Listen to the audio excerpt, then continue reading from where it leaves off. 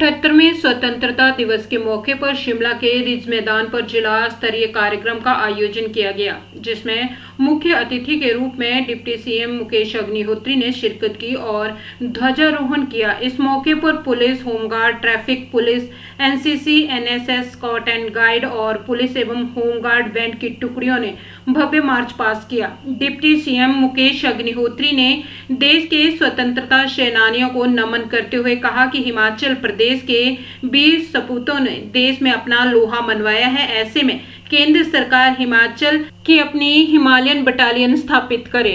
उप मुख्यमंत्री ने अपने भाषण में प्रदेशवासियों और देशवासियों को भी स्वतंत्रता दिवस की बधाई दी और कहा कि हिमाचल देवभूमि के साथ ही वीर भूमि भी है। देश के वीर जवानों ने अपने पराक्रम का लोहा मनवाया है। देश का पहला परमवीर चक्र हिमाचल के सपूत मेजर सोमनाथ शर्मा को मिला है। हिमाचल को अब तक 4 परमवीर चक्र मिल चुके हैं। देखिए, आज का दिन बड़ा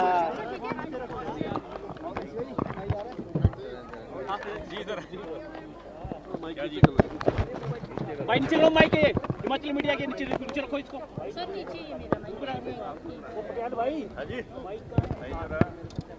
देखिए, शिमला में बड़ी सज-धज के साथ बोलो।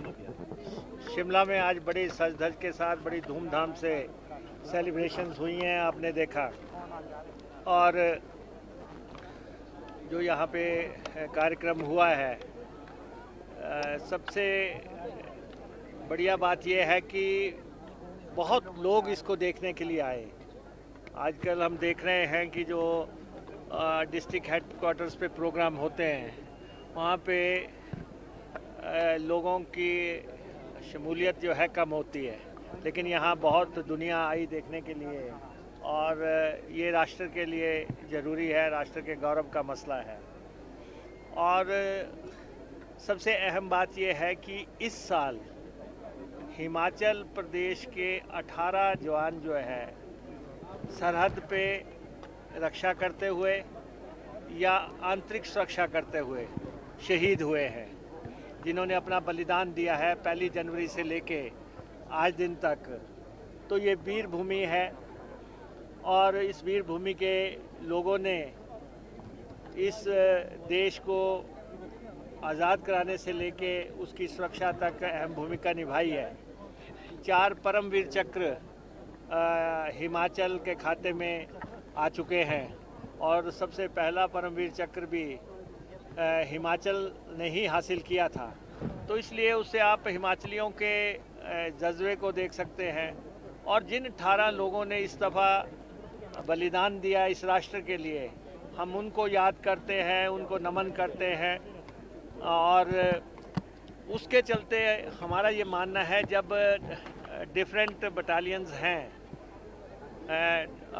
रेजिमेंट्स हैं, कहीं डोगरा रेजिमेंट हैं, कहीं सिख रेजिमेंट हैं, कहीं J&K राइफल्स हैं, कहीं, तो ऐसे में हिमालयन रेजिमेंट या हिमाचल रेजिमेंट उसके बारे में केंद्र सरकार को सोचना चाहिए।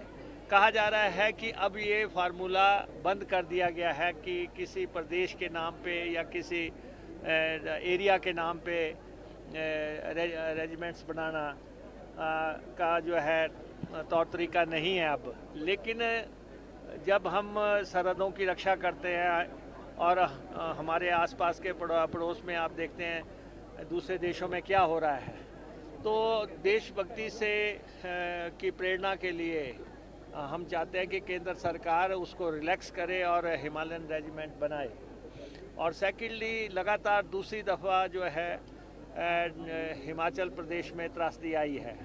पिछली बार भी 500 से ज़्यादा लोग त्रासदी का शिकार हो गए थे और इस दफ़ा भी त्रासदी आई है और अभी तक 200 लोगों की जानें जा चुकी हैं। 1000 करोड़ रुपए का नुकसान हो चुका है।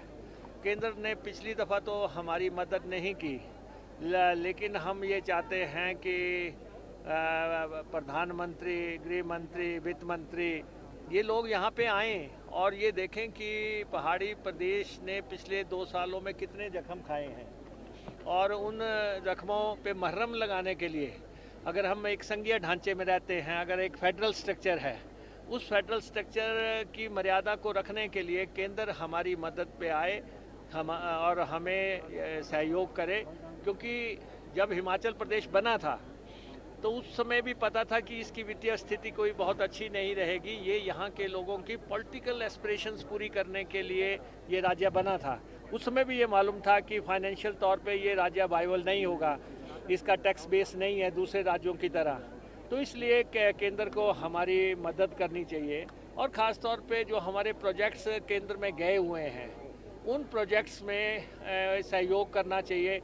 अब जैसे पिछली दफ़ा आपने देखा कुल्लू मनाली में ब्यास नदी बहुत उफान पे रही, तो ब्यास की चैनलाइजेशन के लिए जो प्रोजेक्ट था हमारा वो हमें अभी लौटा दिया गया और ये कहा कि प्रेजेंट फ्लड्स जो हैं उनको देखते हुए इसको दोबारा से भेजा जाए।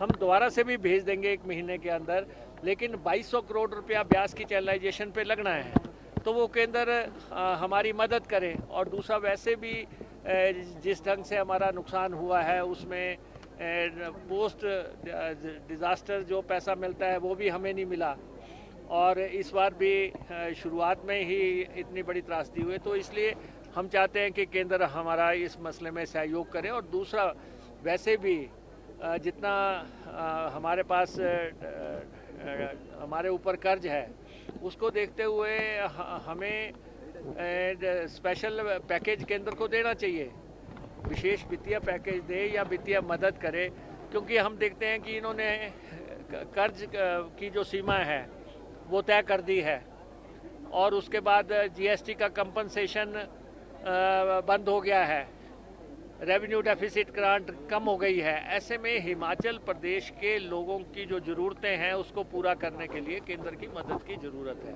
तो ये नहीं, प्रधानमंत्री जी को आना चाहिए, पिछले साल भी आना चाहिए था, इस साल भी आना चाहिए और हमें जो मदद की दरकार है वो हमारे को मदद करनी चाहिए। और हम शिमला शहर के लिए जो है सबसे इम्पोर्टेंट जो है, शिमला शहर में हम 1750 करोड़ रुपए के आसपास का रोपवे लगा रहे हैं, जो दुनिया का दूसरा सबसे बड़ा रोपवे होगा। 14 किलोमीटर जिसकी लेंथ होगी और वो जगह जगह स्टेशंस बना के जो यहाँ पे ट्रैफिक की समस्या है उसको दूर करने के लिए। और दूसरा शिमला के पानी की जो समस्या थी उसको दूर करने के लिए लगभग 1000 करोड़ रुपए के प्रोजेक्ट पे हम काम कर रहे हैं। तो ये शिमला के लिए 2 बहुत अहम प्रोजेक्ट्स हैं जिन पे जो है प्रदेश सरकार काम कर रही है। ठीक है सर, धन्यवाद। नहीं, देखिए ये एक बहुत अहम मसला है। हम तो खुद कहते हैं कि आपने जिस ढंग से हिमाचल प्रदेश सरकार को अस्थिर करने की कोशिश की, ऐसी अटेम्प्ट्स नहीं होनी चाहिए, ऐसा प्रयास नहीं होना चाहिए। हिमाचल प्रदेश की जनता ने हमारा साथ दिया और हम फिर से जो है एक स्थिर सरकार हिमाचल प्रदेश में कायम कर सके हैं। लेकिन हमारा ये मानना है कि अगर ये बातें बड़े मंचों से कही जा रही हैं तो उस पर इम्प्लीमेंटेशन भी होना चाहिए। क्या लग रहा है आपको?